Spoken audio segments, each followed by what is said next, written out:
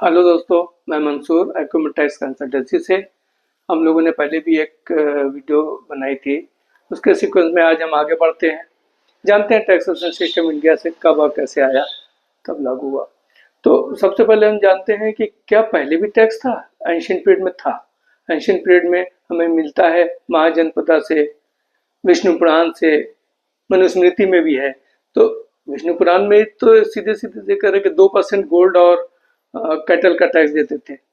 फिर उसके बाद विष्णु पुराण के बाद भी जब देखते हैं तो मनुस्मृति में भी यह है कि 1/4, 1/8 या 1/12 पार्ट तक हम टैक्स देते थे क्रॉप्स के ऊपर। महाजनपदा में भी ऐसे ही था, 1/6 हिस्सा हम लोग देते थे हार्वेस्ट के ऊपर। तो ये एंशिएंट इंडिया में टैक्सेशन सिस्टम जो आपकी आगे चलकर मुगल पीरियड में भी है। मुगल पीरियड में राजा टोडरमल का बहुत बड़ा काम था, उन्होंने बहुत अच्छा काम किया था। उन्होंने टैक्स को 4 कैटेगरी में बांट दिया था। नंबर 1 जब्त। जब्त रेवेन्यू था एग्रीकल्चर लैंड पे, लैंड रेवेन्यू एक तरह से कहते थे। सेकंड उन्होंने बनाया था तमगा।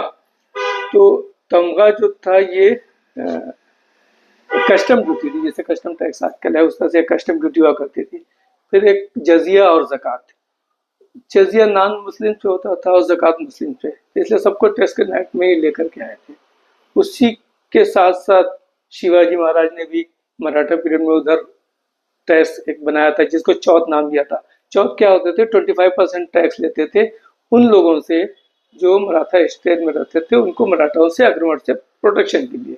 एक तरह से तो जहाँ मुगल का असर कम होता था वहां से ये 25% लेते थे। उसे एक 10% एडिशनल टैक्स भी लेते थे महादेशमुखी करके। तो इस तरह से उस पीरियड में भी था। फिर मेन स्वरूप जो को मिलता है वो ब्रिटिश पीरियड में आता है, जो 1860 में विलियम जज ने दिया था, जो कि पहले फाइनेंस मिनिस्टर थे। वही 1860 वाला आगे चल के 1922 से लेके 1962 तक चला। तो मार्च 1962 तक चला। लेकिन जब main Indian income tax 1961 introduce हुआ तो 1961 वाले टैक्स का स्वरूप हम आज पाते हैं, जिसमें हम टैक्स के विभिन्न अमेंडमेंट हुए, बहुत सारे अपडेशन हुए। उन अपडेशंस के ऊपर हम देखते हैं कि आगे किस तरह से ITR सीरीज जारी हुई।